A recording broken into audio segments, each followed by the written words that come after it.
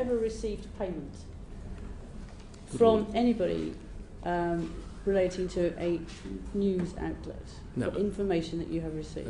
That's an amazing question, and I have never, ever, ever received any payment of that sort. Have any of your officers received payment that you know of in the last 10 years? I think it's highly probable in the light of the allegations that are surfacing and have been investigated, so we're very careful what we say. That has happened. We're an organisation of 50,000 people. We have always said from time immemorial that some of those 50,000 people will be corrupt and accept payments. There's an ongoing investigation that Sue's overseeing, which we don't need to comment on now. I'm regretting, I express regret that we didn't do enough about dealing with those who are potentially affected by phone hacking, potentially affected. And I've held my hands up, and I passionately believe in doing the right thing around these matters.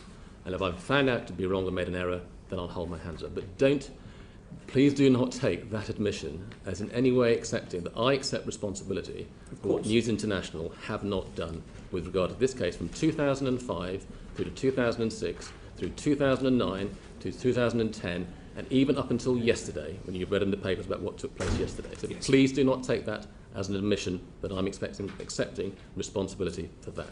Given what you have said and the apologies that you've made, have you considered your position as to whether or not you should continue in your present position, bearing in mind that you have accepted that this has been a fundamental error in the way in which this inquiry was conducted?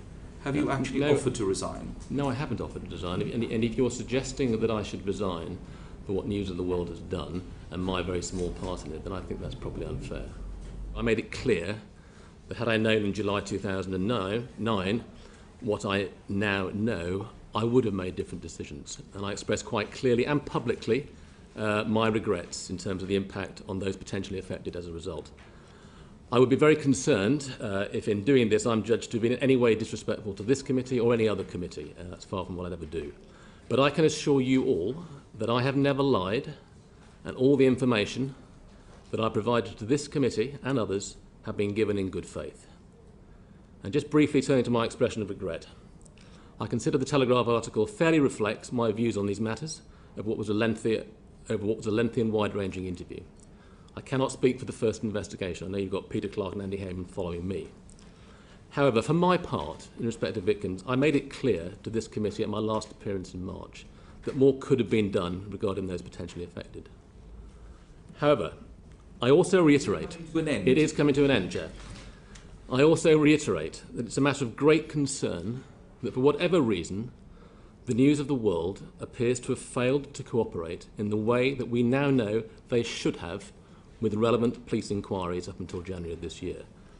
They have only recently supplied information and evidence that would clearly have had a significant impact on the decisions that I took in 2009 had it been provided to us then. To hand you a list of names that has come off the Guardian blog, which sets out the number of people who have been warned by Operation Wheating concerning the fact that their phones have been blogged. And I want you to look at it while you're giving evidence to see whether or not you recognise any of those names.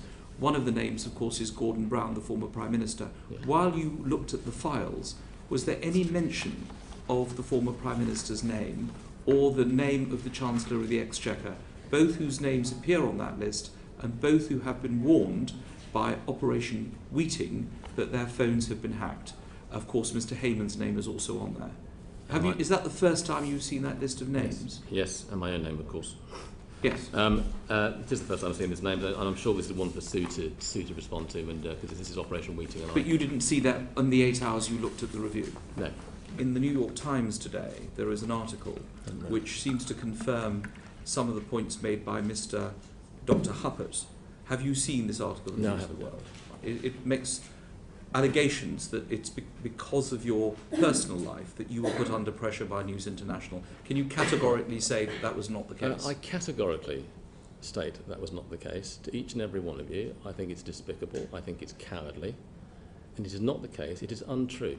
Thank you. And can be proved to be untrue. And can you confirm for the record that you have not been hacked? Nobody has ever suggested to you that your telephone number was in the numbers which were in the documents.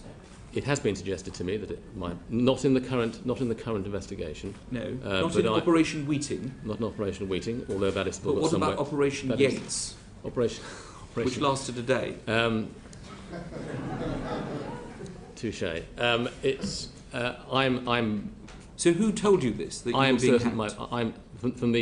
From the methods I know that are used and the impact that it has on your phone and your PIN number, I am 99% certain my phone was hacked during a period of actually 2005-6.